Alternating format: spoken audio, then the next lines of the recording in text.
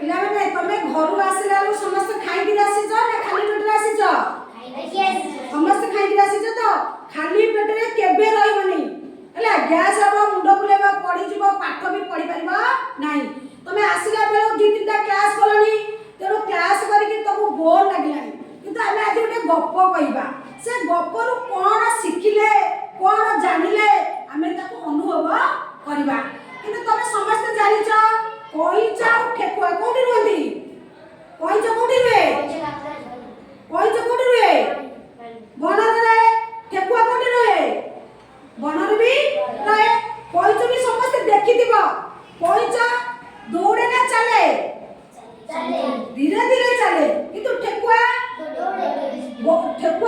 जोरे दौड़े समस्त देखि जाके तमे कोइ बार ना तमे कोइ बार साहस होनी किति नाही तुमको के बाड़ो जे ना मारते कहिबार साहस बढ़ाओ आज छोट पिला छ खाली पढ़ाबो अधिक रु अधिक कहिबा सिको कोइचा और ठेकुआ किंतु तमे से गप जानि छ बहुत गप जानि छ तमे तरे बहुत भलो जिंस लुचि कि रही छी किंतु तमे ताको परिप्रकाश करि पारुना सेति नै सुरभिका हम सुरभिका जगह चले नाचिबा गीत गाइबा चित्र आंकिबा हस्ताक्षर लिखिबा किते मेरानी जिंस होउची सेति पई तममानकर भीतर गुण को परिप्रकाश करिया पई हम स्कूल रे विभिन्न प्रकार कार्य चालुची तेन करी तमे कोइच देखिछ ठेकुआ भी देखिछ कोइच कोंडी रुए ठेकुआ कोंडी रुए तमे भी ता जानिछ किंतु देख कोइच आ ठेकुआ तमे जति दुई जन सांग हुआ परस्पर कली कर मरामरी हुआ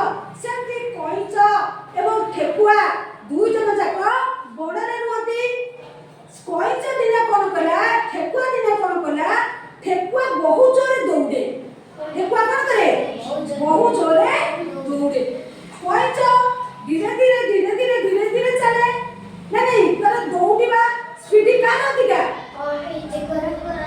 ठेकुआ रो केनु करी ठेकुआ मन भितरे गर्व टिके रहिला अहंकार जहा को कहती हैला तमे निजे निजे जिंदी जहार अधिक पैसा थिए मोर जबर पैसा बहुत पैसा अछि जेतिक सुंदर हेते से कहबो ना मो बहुत सुंदर तेनु ठेकुआ बहुत जोरे दौड़ी पारे बोली ता मन भितरे अहंकार थिला एवं से कोइच जाई कहिला आ मु जति कोइच संगरे दौड़ा प्रतियोगिता करबी निश्चय मु आख पहुंची जिबी एवं प्रथम स्थान अधिकार करबी तेनु करी ठेकुआ मन भितरे स्थिर करिगिरी कोन तला कोइच जाई कहिला ए कोइच भाई आज एई बन रे आमे सांग होई रहूचे खेलुचे बुलुचे देउचे किंतु तोर मोर कोन करिया प्रतियोगिता करिबा जति तमरा आनर फंक्शन प्रतियोगिता होची के दौड़ार भाग नउची के पुची रे भाग नउची के कबड्डी रे भाग नउची नहीं किंतु आमे हारिबा बा जितिबा सेया केबे मन रखिबा नै किंतु आमे भाबिबा स्कूल रे जहा चलीची ताकू सब क्षेत्र रे मो सम भाग नेबी तमे सब क्षेत्र रे सब दिन भाग नेले जानि पारिबो तम निज शरीर दौड़िले तम निज शरीर भी सुस्थ रहिबो मानसिक शांति रहिबो खेल कूद न कले तम शरीर भी एक्टिव हेबो सेही परि भाबरे कोइच और ठेकुआ दुई जन जाक दौड़िबा पई प्रतियोगिता कले तर गोटिए धाड़ी रे कोइच ठेकुआ दे कोइच भाई डाकिला कोइच भाई आसिला कोइच मन रे किछि नथिला कोइच मन रे किछि नथिला तेरो कोइच राजी गेला ठेकुआ कते राजी गेला किंतु ठेकुआ मन रे अहंकार थिबारु से ताकु सिना ता मन भीतर कथा को बुझी पारला नै कोइच किंतु ठेकुआ मन अछि जे मु तो निश्चित बहुत जोरे दौड़ी पारे निश्चित मु दौड़ी पारबी एवं प्रथम स्थान अधिकार करि पारबी ठेकुआ कोइच उभय दुई जन जाक मन मिले आसिले गोटिए धाड़ी रे ठिया होले ठेकुआ साइड कहिला कोइच स्टार्ट करबा ना हां तेनो 1 2 3 स्टार्ट करिकरी दुई जन जाक दौड़िबा आरंभ कले ठेकुआ जानिछि मु बहुत जोरे दौड़िबी आगे पहुंचबी कोइच जानिछि कोन जानिछि मो चाली धीर मु धीरे धीरे चले मु केबे ठेकुआ ठाରୁ କେବେ ମୁଁ ଆଗେଇ ପାରିବି ନାହିଁ। ତଥାପି ତା ମନ ବିଚଳିତ ନଥିଲା, ସେ ସ୍ଥିର ଥିଲା। ତା ମନ ଭିତରେ ସେ ସ୍ଥିର ରଖି ତା ସହିତ ଖେଳିବାକୁ କା ସହିତ ସେ ଖେଳିବାକୁ ଗଲା, ଠେକୁଆ ସହିତ ଖେଳିବାକୁ ଗଲା। ଠେକୁଆ ତାର ଯେତେବେଳେ ପ୍ରତିଯୋଗିତା କଲେ, ଷ୍ଟାର୍ଟ କଲେ, ଦୌଡ଼ିବା ଆରମ୍ଭ କଲେ, ଠେକୁଆ ବହୁତ ସ୍ପିଡରେ ଦୌଡ଼ି ଗଲା। କଇଁଛ ଧୀରେ ଧୀରେ ଯାଉଛି। ସେଇ ଅଧା ବାଟରେ ଠେକୁଆ କଣ କଲା, ପଛକୁ ଚାହିଁଲା। କିଏ ଚାହିଁଲା? ଠେକୁଆ ପଛକୁ ଚାହିଁଲା। ପଛକୁ ଚାହିଁ ଦେଖିଲା ବେଳକୁ କଇଁଛ ବହୁ ପଛରେ ଅଛି। କଇଁଛ କୋଉଠି ଅଛି? ବହୁ ପଛରେ ଅଛି। ତେଣୁ ସେଇଠି ଠେକୁଆ କଣ ଭାବିଲା, ଆରେ କଇଁଛ ତ ବହୁ ପଛରେ ଅଛି, ମତେ ତ ସେ କେବେ ବି ପାରିବ ନାହିଁ, ମତେ କେବେ ବି ଛୁଇଁ ପାରିବ ନାହିଁ, କଇଁଛ ଗଛକୁ ଛୁଇଁ ପାରିବ ନାହିଁ, ତେଣୁ ମୁଁ ନିଶ୍ଚିତ ପ୍ରଥମ ହେବି। ତେଣୁ ସେଇଠି ଠେକୁଆ କଣ କଲା, ମନେ ମନେ ଭାବିଲା, ଆରେ ମୁଁ କାହିଁକି ଏବେ ଦୌଡ଼ିବି, ଟିକିଏ ବିଶ୍ରାମ ନେଇଯାଏ। ସେ ସେଇ ଗଛ ମୂଳେ ଛାଇ ତଳେ ଟିକିଏ ବିଶ୍ରାମ ନବ ବୋଲି ବସି ପଡ଼ିଲା। ତା ମନରେ ଅହଂଭାବ ଥିବାରୁ ଆମକୁ ସବୁବେଳେ ଗୋଟେ ନିଦ୍ରାବତୀ ଈଶ୍ୱର ସେ ଆଖିକି ଆସିଲା। ନିଦ୍ରାବତୀ ସେଇଠି ତା ଅହଂକାର ମନ ଭିତରେ ଥିବା ଅହଂକାରକୁ ବୁଝିପାରିଲା। ତା ଆଖିକି ନିଦ୍ରାବତୀ ଆସି ଘାରିଲା। ସେ ସେଇଠି ବିଶ୍ରାମ ନବା ପରିବର୍ତ୍ତେ ଟୋଟାଲ ଶୋଇ ପଡ଼ିଲା। ଠେକୁଆ କଣ କଲା, ସେଠି ଶୋଇ ପଡ଼ିଲା, ଆରାମରେ ଶୋଇ ପଡ଼ିଲା। ପବନ ମାରୁଛି, ଗଛ ଛାଇ, ପବନ ସୁଲସୁଲିଆ ପବନରେ ସେ କଣ କଲା, ସେଠି ଶୋଇ ପଡ଼ିଲା। ଠେକୁଆ ଶୋଉ ଶୋଉ ପୁରା ଘୋର ନିଦରେ ଶୋଇ ପଡ଼ିଲା। କଇଁଛ ଦେଖିଲା ଧୀରେ ଧୀରେ ଯାଇ ଆଗ ପ୍ରଥମେ ଯାଇ କୋଉଠି ପହଞ୍ଚିଲା, କଇଁଥ ଗଛ ମୂଳେ ପହଞ୍ଚିଗଲା। ଯେତେବେଳେ କଇଁଛ କଇଁଥ ଗଛ ମୂଳେ ପହଞ୍ଚିକିରି ବିଶ୍ରାମ ନେଲା, ଠେକୁଆ ଭାଇର ନିଦ ଭାଙ୍ଗିଗଲା। ନିଦ୍ରାବତୀ ସବୁ ଜାଣିପାରନ୍ତି। କଇଁଛ ପହଞ୍ଚି ସାରିଲାଣି, ଠେକୁଆର ନିଦ ଭାଙ୍ଗିଲା। ଠେକୁଆ ନିଦ ଭାଙ୍ଗିଲା ବେଳକୁ ଠେକୁଆ ବିଚଳିତ ହୋଇଗଲା, ଅସ୍ତବ୍ୟସ୍ତ ହୋଇପଡ଼ିଲା। କଣ ମୁଁ କଲି? କଇଁଥ ଗଛକୁ ଅନେଇଲା ବେଳକୁ କଇଁଛ ପହଞ୍ଚି ସେଠି ବିଶ୍ରାମ ନେଲାଣି। ଠେକୁଆର ମୁଣ୍ଡ ଅସ୍ତବ୍ୟସ୍ତ ହୋଇପଡ଼ିଲା। ଆରେ ମୁଁ କଣ କଲି? ମୁଁ ଶୋଇପଡ଼ିଲି, ମତେ ନିଦ ହୋଇଗଲା, ମୁଁ ଜାଣିପାରିଲି ନାହିଁ କଣ ପାଇଁ ସେ ସବୁ କଲା। ତା ମନ ଭିତରେ କଣ ଥିଲା?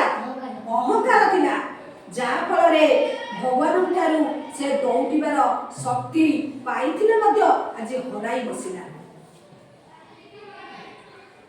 ତେଣୁ ଆମେ ସମସ୍ତେ ଜାଣିବା, ଏଠି କିଏ ଫାଷ୍ଟ ହେଲା?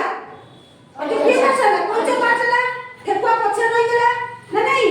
କିନ୍ତୁ ସମସ୍ତେ ଜାଣିଲ କାହିଁକି ଆଜି ଠେକୁଆ ହାରିଗଲା, କଇଁଛ ଜିତିଲା? କାହିଁକି ଜିତିଲା? ଠେକୁଆ ମନରେ ଭେରି ଗୁଡ୍, ଠେକୁଆ ମନରେ ଗର୍ବ ଥିଲା। ଠେକୁଆ ମନରେ ଗର୍ବ ଥିବାରୁ ସେ କଇଁଛକୁ ପାରିଲା ନାହିଁ। ତେଣୁକରି ତମକୁ କୁହାଯାଉଛି, ତମ ମନ ଭିତରେ ଯେକୌଣସି ପିଲା, ବହୁତ ପିଲା ତୁମେ ଭଲ ପାଠ ପଢୁଛ, ଦେଖିବାକୁ ସୁନ୍ଦର, ତମ ବାପା ମାଙ୍କର ଧନ ଅଛି, ସମ୍ପତ୍ତି ଅଛି, କୋଠାବାଟି ଅଛି, ଗାଡି ଅଛି, ବ୍ୟାଙ୍କ ବାଲାନ୍ସ ଅଛି, ଏସବୁକୁ ନେଇ କେବେ ବି ଗର୍ବ କରିବ ନାହିଁ। ସବୁବେଳେ ମନେ ରଖିବ, କେବେ ବି ଗର୍ବ କରିବ ନାହିଁ। ଗର୍ବ କଲେ ଠେକୁଆ ଦେଖିଲେ କଣ ପାଇବ? ଦୁଃଖ ପାଇବ। ଠେକୁଆ ଭଗବାନ ପାଖରୁ ଆଶୀର୍ବାଦ ପାଇଥିଲେ ମଧ୍ୟ, ଦୌଡ଼ିବାର ଶକ୍ତି ପାଇଥିଲେ ମଧ୍ୟ ସେ ବହୁ ପଛରେ ରହିଗଲା, ଠେକୁଆ ବହୁ ଆଗରେ ରହିଗଲା ନା ନାହିଁ? କିନ୍ତୁ କେବେ ବି ମନରେ ଅହଂକାର ଆଣିବ ନାହିଁ। ଠେକୁଆ ପରି ଅହଂକାର କେବେ ବି ମନରେ ଆଣିବ ନାହିଁ।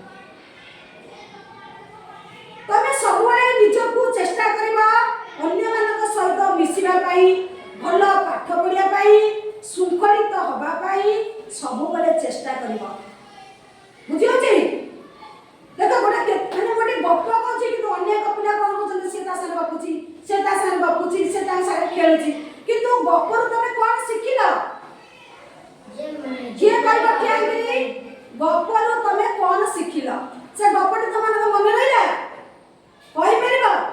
ଠେକୁଆ କଇଁଚ ଠେକୁଆ ଆଉ କଇଁଚ ସେ ଗପ ସମସ୍ତେ କହିପାରିବ କାଲି ଖାତାରେ 15 ଧାଡ଼ି ସମସ୍ତେ ସୁନ୍ଦର ଭାବରେ ଲେଖିବ ଠେକୁଆ କଇଁଚ ହଁ ବେଶୀ ହେଲେ ବେଶୀ ଲେଖିବ କିଛି ନାହିଁ ଲେଖିବ ହାତ ଲେଖିଲେ କ'ଣ ହବ ତମର ବହୁତ ଧାଡ଼ି ସିଧା ହବ ଅକ୍ଷର ସୁନ୍ଦର ହବ ସ୍ପେଲିଂ ଠିକ ହବ ତମ ନିଜର କ୍ରିଏଟିଭିଟି ତମ ମନ ଭିତରେ ଥିବା ସବୁ ଭାଷା ସେ ଖାତାରେ ପରିପ୍ରକାଶ ହୋଇଯିବ